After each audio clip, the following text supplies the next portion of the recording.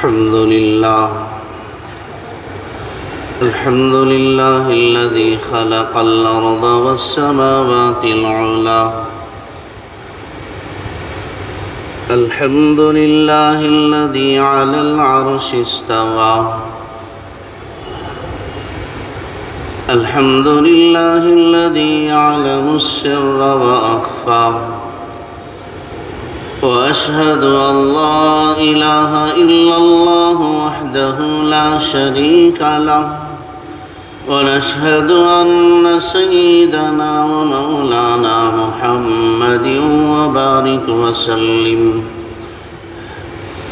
أما بعد فأعوذ بالله من الشيطان الرجيم. بسم الله الرحمن الرحيم.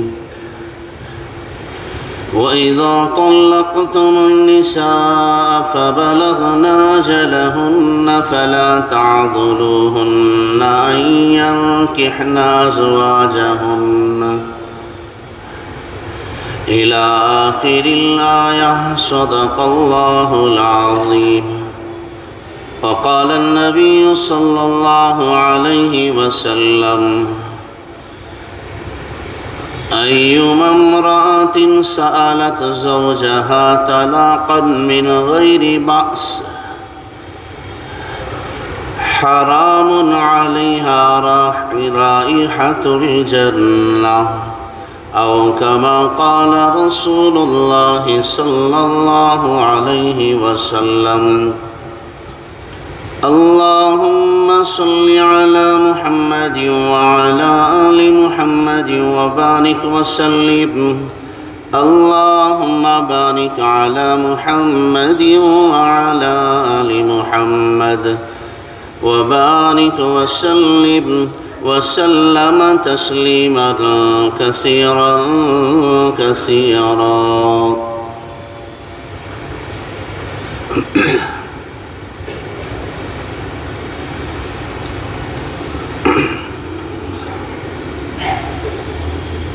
بزرگان محترم و نوجوانان اسلام، مذہب اسلام میں ایک صالح معاشرہ اور پاکیزہ سماج کو وجود میں لانے کے لیے خاندان میں اور معاشرے میں امن و امان کو قائم رکھنے کے لیے، گھروں میں چین و سکون اور آپسی الفت و محبت کو باقی رکھنے کے لیے، خاندانی نظام میں زیادہ سے زیادہ خاندانی نظام کو مستحکم اور مضبوط کرنے پر زور دیا گیا، اس لیے کہ خاندان کا آغاز میاں بیوی کے مقدس رشتے سے ہوتا ہے، اور خاندانی نظام کا استحکام اسی رشتے سے متعلق ہے۔ چنانچہ شریعت محمدیہ صلی اللہ علیہ وسلم نے اس رشتے کو خوشگوار اور استوار رکھنے کے لیے مختلف تدابیر کو اختیار کیا، اور امت محمدیہ صلی اللہ علیہ وسلم کو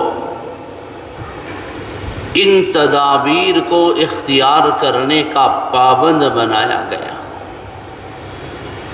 کیونکہ زندگی میں کچھ ناگوار اور نامناسب حالات ایسے آ جاتے ہیں کہ اس رشتے کو باقی رکھنا، اس رشتے کو قائم کرنا اور اس رشتے کو آگے بڑھانا بہت زیادہ مشکل ہو جاتا ہے۔ میاں بیوی کا یہ تعلق، یہ ساتھ ایک عذاب بن جاتا ہے، بجائے یہ رشتہ راحت و مسرت کے مصیبت بن جاتا ہے۔ جب میاں بیوی کے درمیان ناچاقی اور نا اتفاقی پیدا ہو، جب یہ رشتہ اختلاف اور انتشار کا شکار ہو، لڑائی جھگڑے اور فتنے فساد کا روپ اختیار کر لے، تو شریعت نے اس کا پہلا حل طلاق نہیں بتایا، طلاق اس کا آخری مرحلہ ہے۔ قرآن نے کہا واللاتی تخافون نشوزہن فعظوہن، پہلا مرحلہ، پہلی تدبیر کہ اسے زبانی سمجھاؤ، نرمی سے سمجھاؤ۔ دوسری تدبیر وَاهْجُرُوهُنَّ فِي الْمَضَاجِعِ، اس کے بستر کو الگ کر دو۔ تیسری تدبیر وَاضْرِبُوهُنَّ، ہلکی سی مار مارو تاکہ وہ راہ راست پر آ جائے۔ اس سے بھی معاملہ بنتا نہیں، اور دن بدن یہ رشتہ مزید بگڑتا جا رہا ہے، حالات ابتر ہوتے جا رہے ہیں۔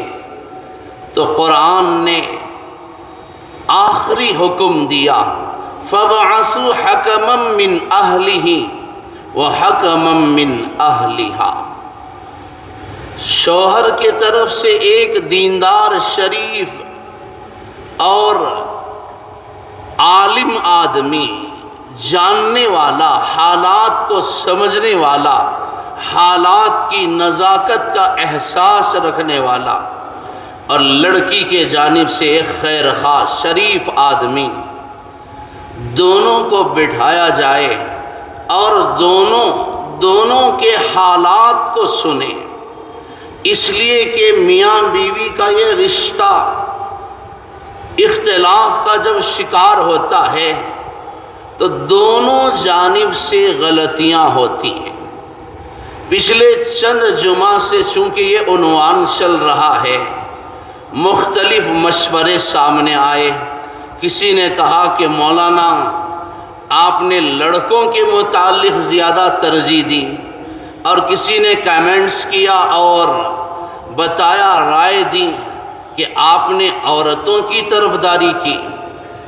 قرآن نے دونوں کے حقوق متعین فرمائے ہیں، اور آپ حضرات جانتے ہیں کہ پچھلے تقریباً 5-6 جمعہ سے یہ عنوان چلتا آ رہا ہے، چونکہ حالات اس کا تقاضا کرتے ہیں۔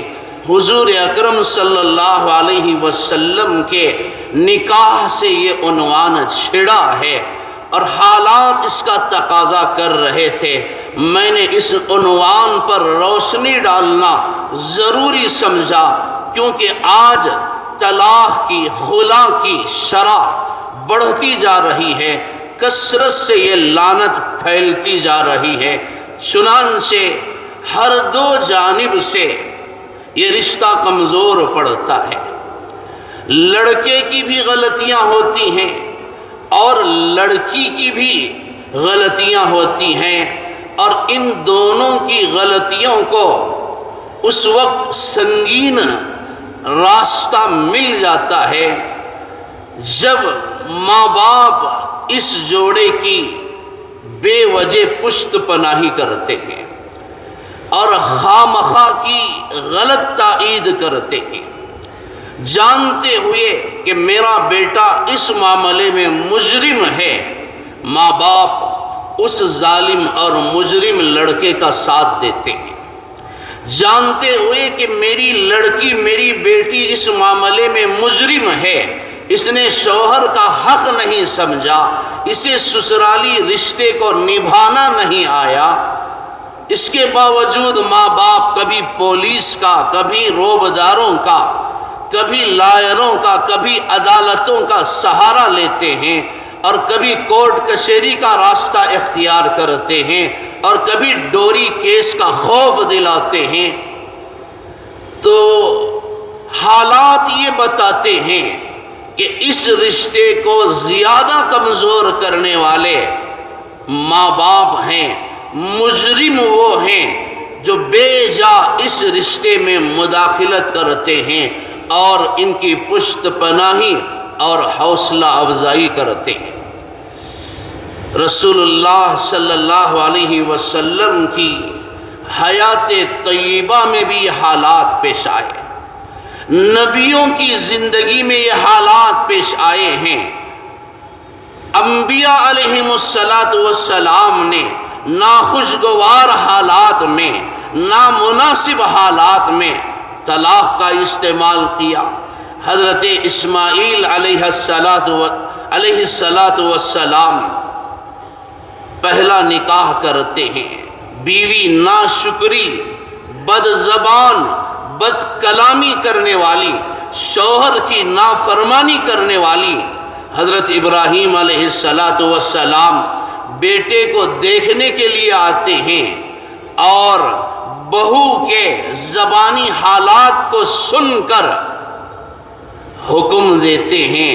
اسی عورت سے آپ کہہ جاتے ہیں کہ اسماعیل جب آئے تو کہہ دینا کہ اپنے گھر کی چوکھٹ تبدیل کر لے۔ اس سے مراد کیا تھی کہ وہ اپنی بیوی کو طلاق دے دے۔ حضرت اسماعیل علیہ السلام نے طلاق دی۔ انبیاء علیہم السلام کے زندگی میں یہ واقعات، یہ حالات پیش آئے۔ نبی کی بیٹیوں پر طلاق پڑی، نبی کی بیٹی کے گھر میں یہ حالات پیش آئے، جیسا کہ میں نے گزشتہ جمعہ عرض کیا تھا، جب سورۃ اللہب نازل ہوئی، تبت یدا ابی لہب وتب ما اغنی عنہ مالہ وما کسب، ابو لہب آتا ہے اور اپنے بیٹے عتیبہ سے کہتا ہے کہ اس گھر میں یا تو محمد کی بیٹی رہے گی یا تیرا باپ رہے گا، بیوی اور باپ دونوں میں سے جسے چاہے تو اختیار کر لے۔ بیوی چاہتا ہے تو باپ نہیں ملے گا، باپ کو رکھنا چاہتا ہے تو بیوی نہیں رہے گی۔ عتیبہ کو اس نے بہکایا، بیٹے کو اس نے للکارا اور بے جا اور غلط اختیار کا استعمال کرتے ہوئے اس نے بیٹے کو مجبور کیا کہ بیوی کو طلاق دے دے۔ وہ ظالم مجرم آیا رسول اللہ صلی اللہ علیہ وسلم کی خدمت میں، آپ صحن حرم میں تشریف فرما ہیں۔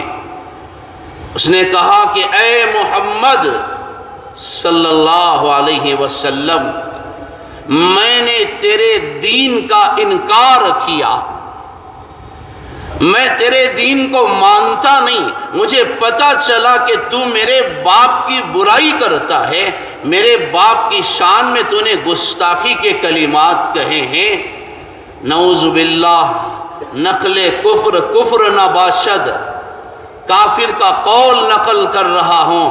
اس نے کہا تھو ہے تیرے دین پر، نعوذ باللہ، اس نے آپ کے چہرے انور پر تھوک دیا، تھو ہے تیرے اوپر اور تیرے دین پر، میں اس وجہ سے تیری بیٹی کو طلاق دیتا ہوں، طلاق طلاق طلاق۔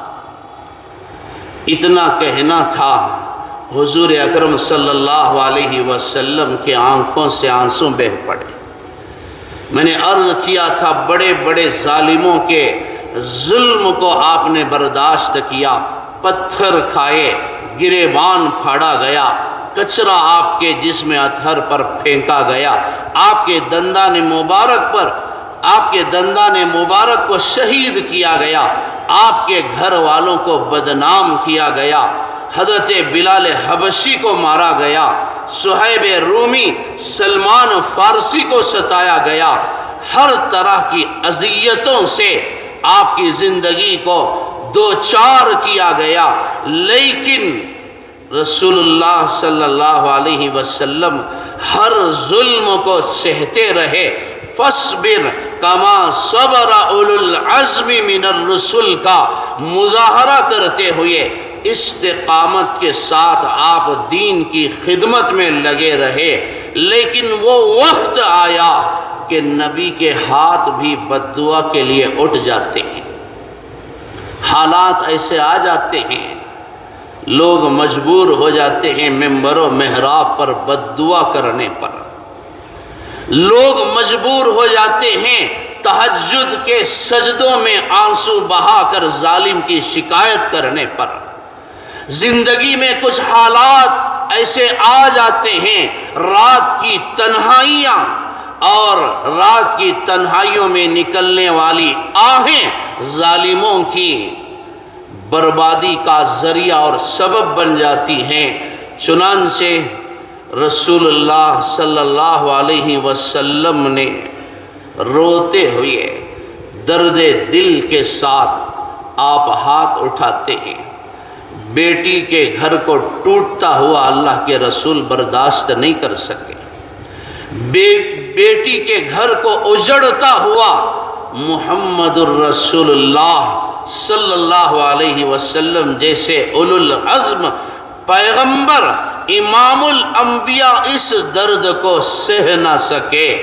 آپ نے ہاتھ اٹھائے اور آپ نے بد دعا دی اس ظالم کے حق میں، اللہم سلط علیہ کلبا من کلابک، جا اللہ تجھ پر کسی درندے کو، کسی کتے کو تجھ پر مسلط کر دے۔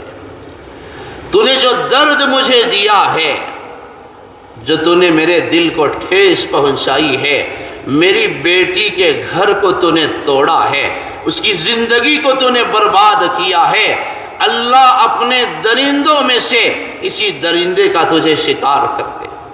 میرے محترم بھائیوں، آج مسلمانوں کو نبی کی دعا، نبی کی باتوں پر شاید اتنا یقین نہیں جتنا کہ دور نبوت کے ان کافروں کو، دور جاہلیت کے ان کافروں کو نبی کی بات پر یقین تھا، نبی کی بد دعا پر اعتماد تھا، نبی کی دعا پر اعتماد اور یقین تھا۔ آج کے مسلمانوں کو وہ یقین نہیں ہے۔ چنانچہ ابو لہب اپنے ساتھیوں سے کہتا ہے کہ دیکھو محمد صلی اللہ علیہ وسلم نے میرے بیٹے کے حق میں بد دعا فرمائی ہے، لات و عزا کی قسم یہ ہو کر رہے گا، یہ بد دعا ضرور اپنا رنگ دکھائے گی، اس کا نتیجہ اور اثر ظاہر ہو کر رہے گا۔ اب محمد کی بد دعا سے میرے بچے کو کوئی بچا نہیں سکتا۔ اب وہ تدبیر کرنے لگا اور حفاظت کرنے لگا، اسے پتہ تھا کبھی بھی کچھ بھی ہو سکتا ہے، حالات بگڑ سکتے ہیں، میرے بیٹے کی لاش میرے گھر آ سکتی ہے۔ ملک شام تجارت کے سفر پر گیا، رات کا موقع تھا، 200-300 افراد کا قافلہ تھا۔ ابو لہب کو یہ بد دعا یاد ہے اور اس کا احساس ستائے جا رہا ہے۔ اس نے ساتھیوں سے کہا میں اپنے بیٹے کے متعلق بڑا فکر مند ہوں، اس کی حفاظت کا سامان کیا جائے۔ قافلے والوں نے تسلی دی، سردار ہم آپ کے ساتھ ہیں، ہم سب مل کر آپ کے بیٹے کی حفاظت کریں گے۔ چنانچہ حضرات محدثین نے لکھا ہے کہ قافلے والوں نے سارا سامان جمع کیا اور سامان کے درمیان اس کے آرام کے لیے جگہ بنائی گئی، اور اس سامان کے چاروں طرف قافلے کے لوگ سو جاتے ہیں۔ آدھی رات گزری، جنگل سے ایک درندہ آیا اور ایک چیتا آیا اور سارے لوگوں کے چہروں کو دیکھنے لگا اور بالوں کو سونگھنے لگا، اور اچانک وہ چھلانگ لگاتا ہے اور عتیبہ پر کود پڑتا ہے اور اپنے جبڑوں کے درمیان عتیبہ کا سر اور چہرہ رکھ کر کچل دیتا ہے۔ اسے خون خار کر دیتا ہے، اسے تباہ اور برباد کر کے ہلاک کر کے درندہ اپنا راستہ لیتا ہے۔ اللہم سلط علیہ کلبا من کلابک، یہ نبی کی بد دعا تھی۔ کیسے اللہ تبارک و تعالیٰ اسے چھوڑتا، کس طرح یہ ہلاکت سے بچ پاتا؟ میرے محترم بھائیوں، آج جو لوگ بے جا، بغیر ضرورت کے، بغیر کسی قصور کے، چاہے وہ لڑکے والے ہوں چاہے وہ لڑکی والے ہوں، اس رشتے کو توڑتے ہیں۔ جو مظلوم اللہ سے فریاد کرتا ہے، جو مظلوم اللہ سے بد دعا کرتا ہے، یاد رکھنا ان کی ہلاکت میں کوئی شک نہیں ہے۔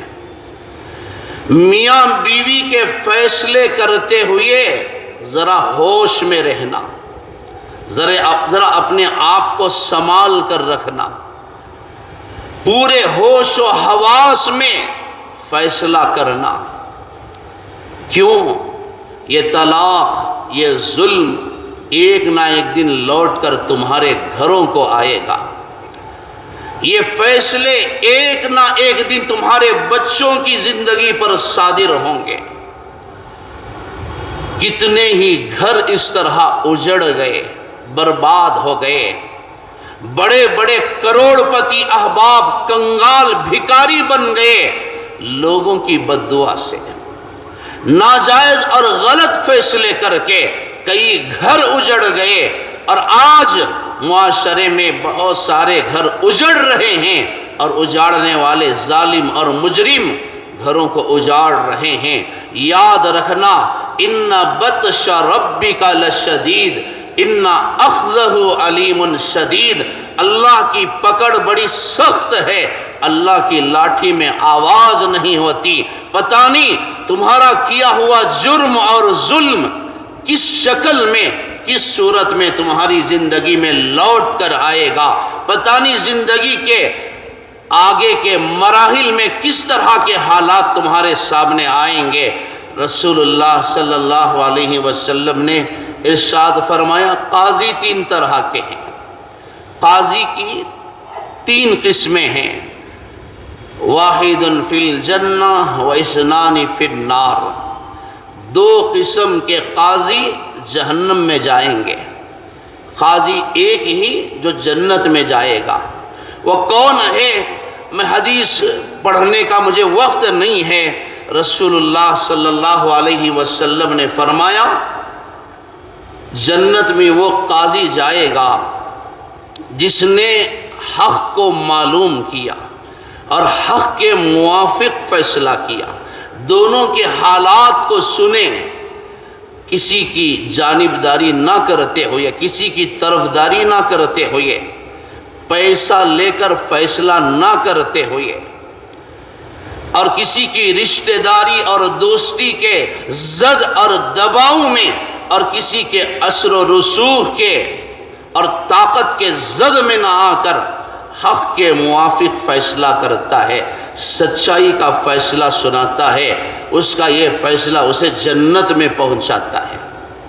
دوسرا قاضی وہ ہے، حق کو جانتے ہوئے بھی غلط فیصلہ دیتا ہے، جانتا ہے کہ لڑکی بڑی مجرم ہے، بد زبان ہے، اس رشتے کو کمزور کرنے والی لڑکی اور اس کے ماں باپ ہیں، جانتا ہے کہ لڑکا اس معاملے میں ظالم ہے، لڑکے کے ماں باپ اس میں مجرم ہیں، لڑکے کے رشتہ دار اس میں مجرم ہیں، لیکن جانبداری کا استعمال کرتا ہے، اثر و رسوخ کا استعمال کرتا ہے، طاقت کی زد میں آ کر حق کو جانتے ہوئے بھی غلط فیصلہ کرتا ہے۔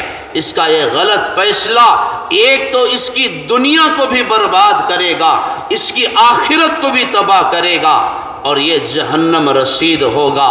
تیسرا قاضی وہ ہے جس کو علم ہی نہیں ہے، خلا کسے کہتے ہیں، طلاق کسے کہتے ہیں، عدت کسے کہتے ہیں، خلا کا کیا معاملہ ہے، اس کے مسائل کیا ہیں، اور سچائی کو نہیں جانتا، ایک طرفہ بات سن کر جہالت کا فیصلہ دیتا ہے، تحقیق نہیں کیا اور کچھ اس نے حالات معلوم نہیں کیے، سچائی اور حقیقت کو جانے بغیر اس نے فیصلہ کر دیا، سنی سنائی باتوں پر یقین کر کے اس نے فیصلہ دے دیا، بغیر علم کے، جہالت کے عالم میں، حقیقت کو جانے بغیر، تحقیق کیے بغیر اس نے غلط فیصلہ کر دیا، تو اس کا یہ فیصلہ اسے جہنم میں لے کر جائے گا۔ آج بہت سارے فیصلہ کرنے والے، مجھے معاف فرمائیں، شاید ان کو برا لگے، لیکن یہ اللہ اس کے رسول کا حکم ہے۔ پیٹ چیرا جائے تو الف نہیں ہوتا، وضو کے مسائل کا علم نہیں، استنجا کے مسائل کا علم نہیں، سورہ فاتحہ پڑھنا نہیں آتا، نماز کے رکوع اور سجدے کی تسبیح پڑھنا نہیں آتا، ایسے لوگ فیصلہ کرنے بیٹھ جاتے ہیں۔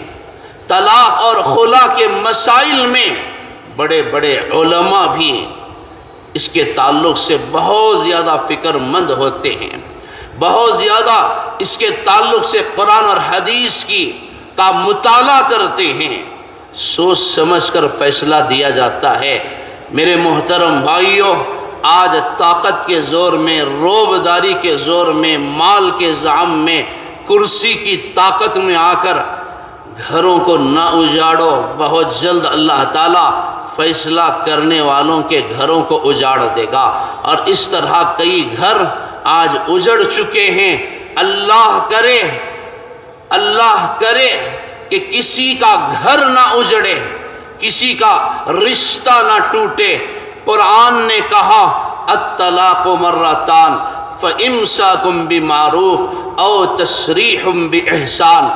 ان تمام تدابیر کو اختیار کرنے کے باوجود اگر آپ کو محسوس ہوتا ہے، حالات اس کا تقاضا کرتے ہیں کہ اب اس رشتے کو آگے نہیں بڑھایا جا سکتا، اس رشتے کو آگے بڑھانا مشکل ہے، تو قرآن کہتا ہے بے وقوف بن کر، جاہل بن کر، غصے میں آ کر، شیطانیت کا مظاہرہ کرتے ہوئے، ابلیس بن کر بیک وقت 3 طلاقیں مت دیا کرو۔ ایک مجلس میں، ایک وقت میں 3 طلاق نہ دیا کرو۔ شریعت نے اس کے اصول بتلائے، اس کا طریقہ بتلایا۔ طلاق کا طریقہ اس لیے بیان کیا جا رہا ہے، اللہ نہ کرے کسی گھر میں اس مسئلے پر عمل کی نوبت نہ آئے، یہ میری دعا ہے۔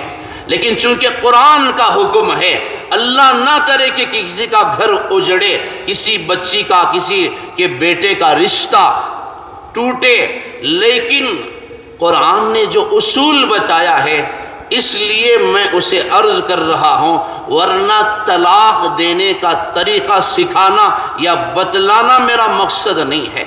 چنانچہ اللہ سارے معاشرے کی حفاظت فرمائے، اگر طلاق دینا ہی چاہتے ہیں اور صورتحال یہاں تک پہنچ چکی ہے تو قرآن کہتا ہے 3 طلاق مت دو، ایک ہی مار میں 2 ٹکڑے نہ کر دو۔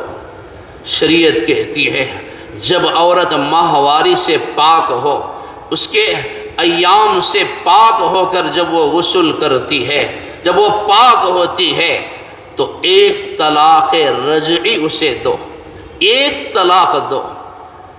یاد رکھو اگر تم طلاق دینا ہی چاہتے ہو تو 3 طلاق نہ دو، 1 طلاق سے بھی وہ کام ہو جاتا ہے، 1 طلاق سے بھی تمہارا مقصد پورا ہو جاتا ہے۔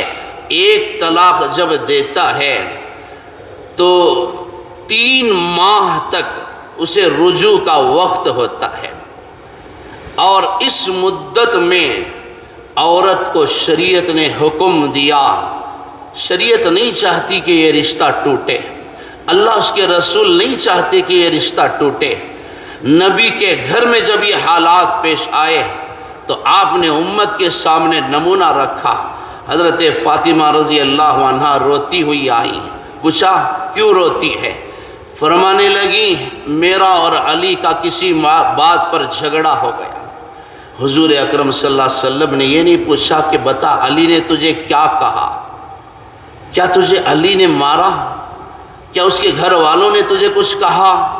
میں مثال کے طور پر عرض کر، اگر بچی کوئی شکایت لے کر آپ کے گھر آتی ہے تو کھود کر کھریج کر بہت زیادہ پتھرے نکالنے کی کوشش نہ کرو، بہت زیادہ اس کی حوصلہ افزائی کی کوشش نہ کرو، اس پر دباؤ ڈال کر نہ پوچھو کہ اس نے کیا کہا، اس نے کیا کہا، اس کی بہن نے کیا کہا۔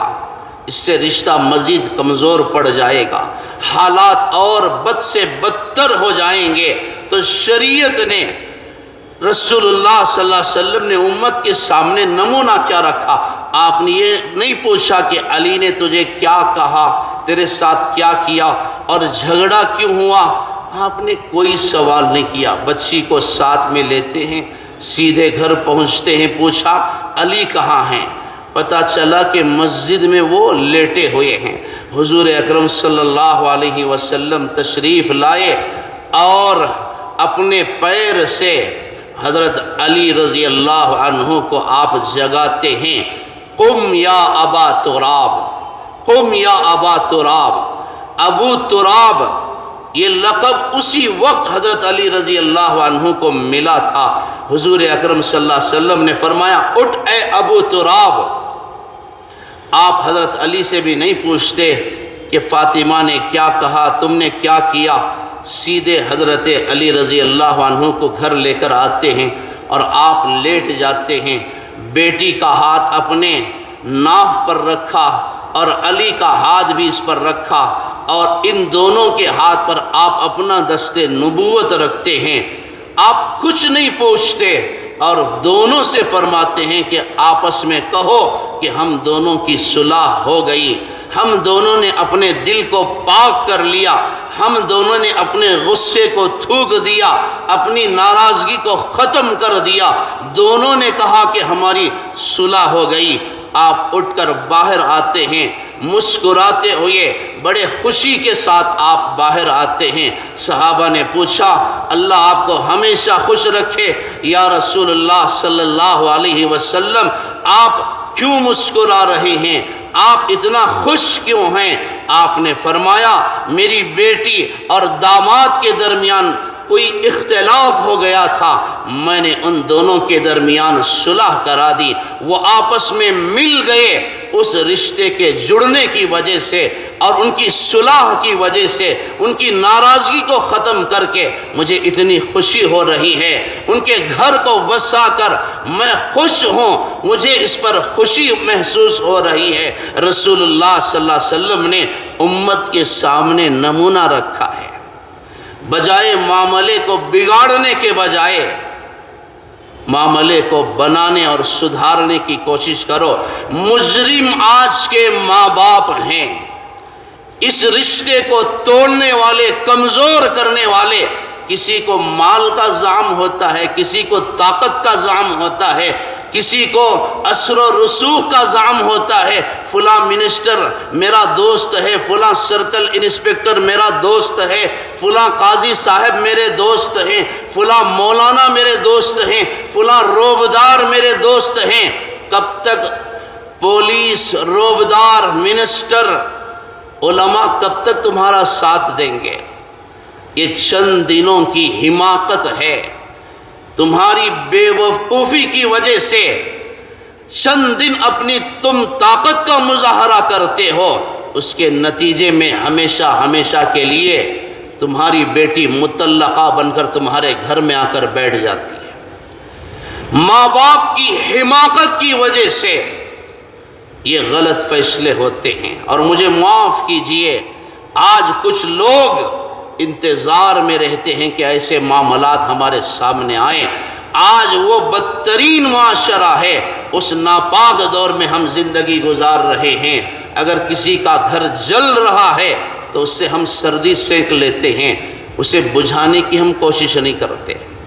اور زیادہ آگ کو بھڑکانے والے آج معاشرے میں موجود ہیں۔ تو خدا را اپنے بچوں کے گھروں کو نہ اجاڑو، اپنے بچوں کے حق میں مہربان بنو، مجرم نہ بنو، اپنے بچوں کے رشتوں کو ٹوٹنے کا ذریعہ اور سبب نہ بنو۔ رسول اللہ صلی اللہ علیہ وسلم نے تمہارے سامنے نمونہ رکھا ہے، قرآن نے تمہیں تدبیر بتائی ہے۔ حالت مجبوری میں 3 طلاق کے بجائے 1 طلاق دو، 3 مہینے تمہیں وقت رہے گا۔ شریعت نے عورت سے کہا کہ اس مدت میں وہ خوب زیب و زینت اختیار کرے، بن سور کر شوہر کے گھر میں رہے، تاکہ شوہر اسے دیکھے، پھر سے یہ رشتہ جڑ جائے، وہ تجھے رجوع کر لے۔ ان ایام میں 1 طلاق دینے کے بعد جو عدت کی جو مدت ہوتی ہے 3 مہینے کی، اس مدت میں عورت بن سور کر رہے، پتہ نہیں کب شوہر کی نگاہ اس پر پڑے اور اس کا دل پاک ہو جائے، وہ اسے رجوع کر لے۔ شریعت نے اسے حکم دیا شوہر کے سامنے زیب و زینت کو ظاہر کرنا شوہر کے لیے بننا سورنا فرض ہے، زیب و زینت کو عورتوں کے، غیر محرموں کے، اوباشوں اور بدمعاشوں کے سامنے ظاہر کرنا حرام ہے۔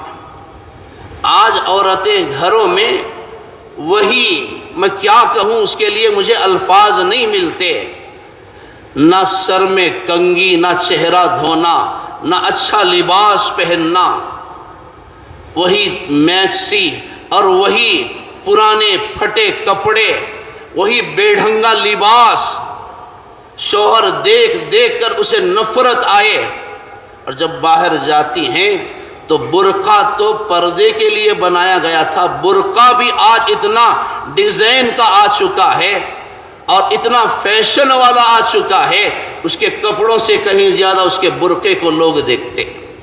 اور رسول اللہ صلی اللہ علیہ وسلم نے ارشاد فرمایا جو عورت اس نیت سے بن سور کر گھر سے باہر نکلتی ہے کہ غیر محرموں کی نگاہ اس کے چہرے پر پڑے اور اوباش بدمعاش لڑکے اس کے حسن کی تعریف کریں، اللہ اس کے فرشتے ایسے عورت پر لعنت بھیجتے ہیں۔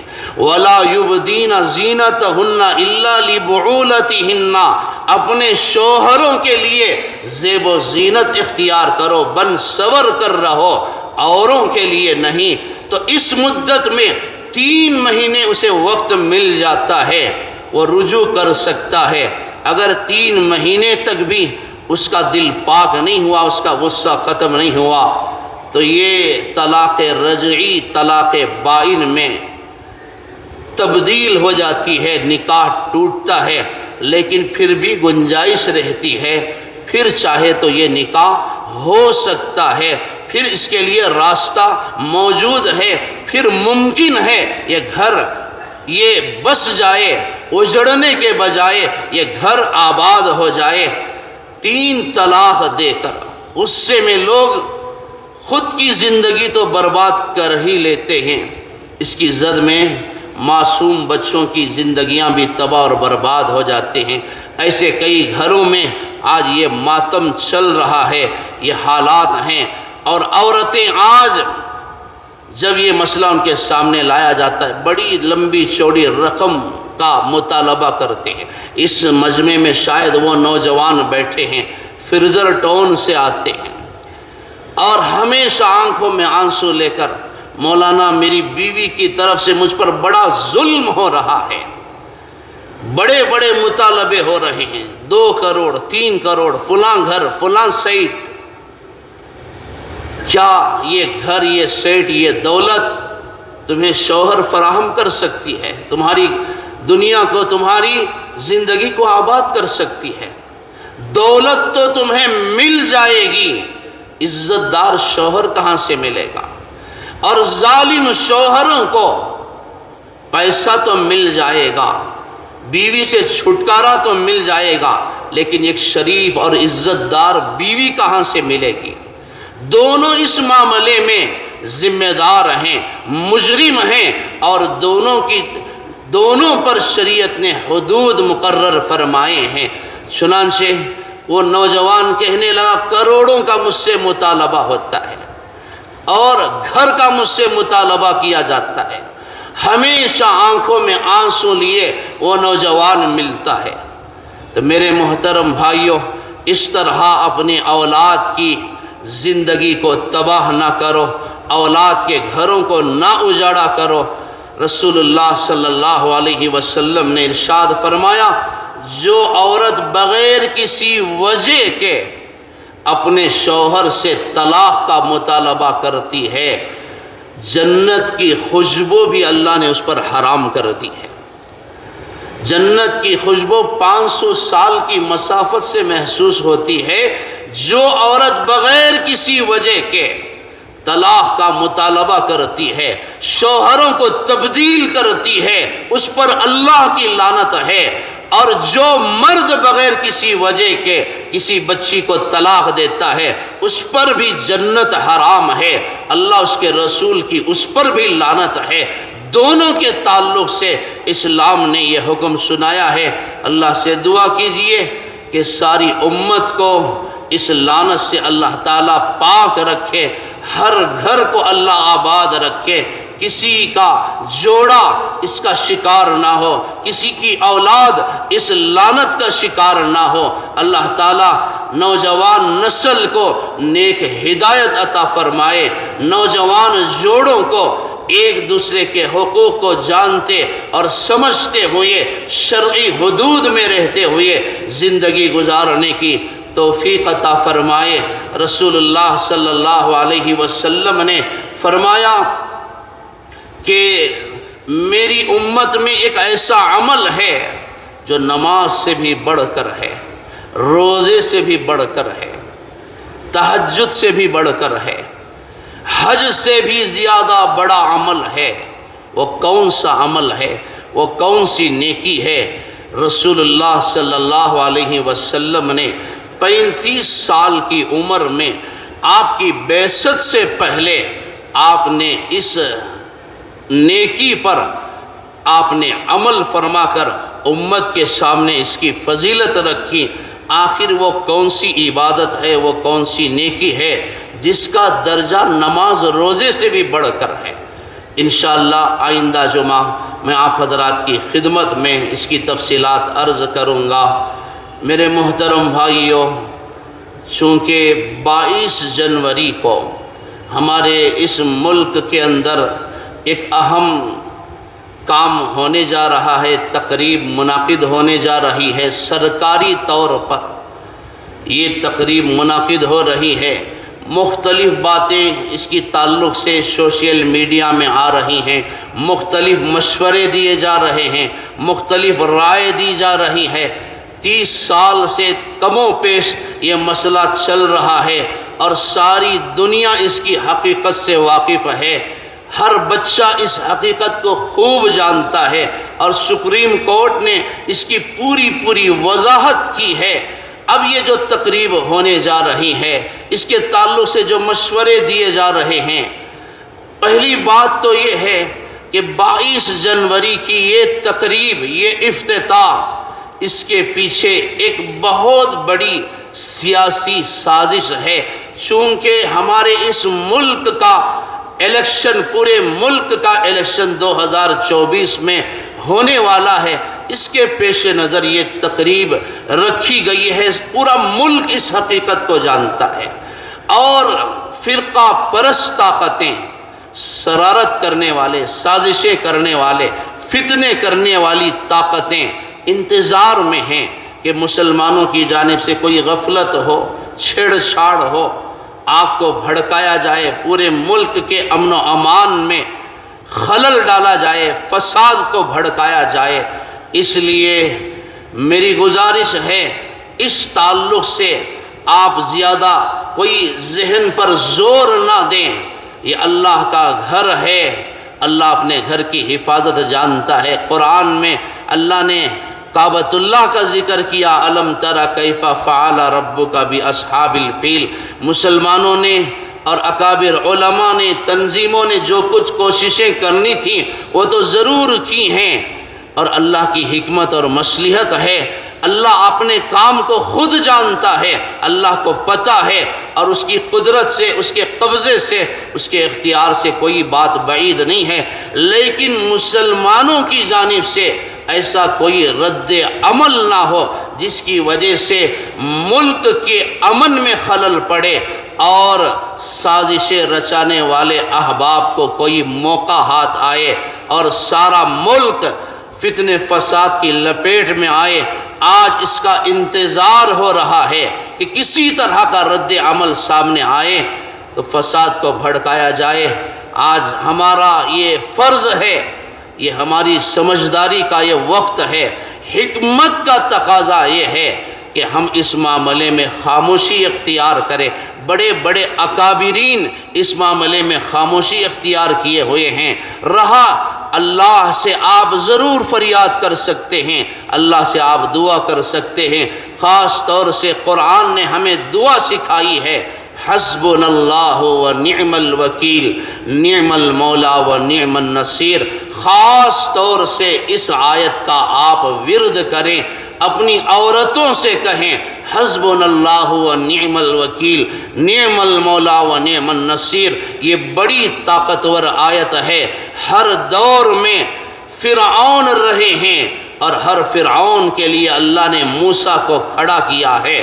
ہر دور کے فرعونوں نے اپنی طاقت کو، اللہ کی مہلت کو اپنی طاقت سمجھا ہے، لیکن اللہ تبارک و تعالیٰ نے فیصلہ فرما دیا، جاء الحق وزہق الباطل ان الباطل کان زہوقا۔ باطل کو مٹنا ہے، غلط کا صفایا ہونا ہے، ظلم کا خاتمہ ہونا ہے۔ قرآن کی یہ بڑی طاقتور آیت ہے، آپ خود پڑھیں اور اپنے بچوں سے یہ پڑھوائیں، اپنی عورتوں سے یہ آیت پڑھوائیں، حسبنا اللہ و نعم الوکیل، نعم المولا و نعم النصیر۔ ابھی کل ہی حیدرآباد میں آل انڈیا مسلم پرسنل لا بورڈ کا جو جلسہ ہوا ہے، جلسہ نہیں، مجلس عاملہ کی جو میٹنگ ہوئی ہے، اس میں مسلمانوں کو یہ پیغام دیا گیا کہ اپنے مساجد کے، اپنے دینی اداروں کے ڈاکیومنٹ کو اور اس کے کاغذات کو صحیح کریں اور اسے مضبوط کریں، اپنے اداروں کی حفاظت کریں، مساجد اور مدارس کی پوری حفاظت کریں۔ اللہ کا گھر چندے لوٹ کر کھانے کے لیے نہیں ہے، مدارس چندے کر کے پیٹ بھرنے کے لیے نہیں ہیں، یہ اللہ کا مقام ہے۔ یہ مساجد اور مدارس یہ دینی ادارے ہیں، یہ تجارت کے اڈے نہیں ہیں۔ اس کی حفاظت کرنا مسلمانوں پر اسی طرح فرض ہے جس طرح نماز ہم پر فرض ہے۔ نماز روزے کی جس طرح فرضیت کو ہم تسلیم کرتے ہیں، اسی طرح دینی اداروں کی حفاظت کرنا اور اسے مضبوط رکھنا یہ ہمارے فرائض میں داخل اور شامل ہے۔ یہاں سے کم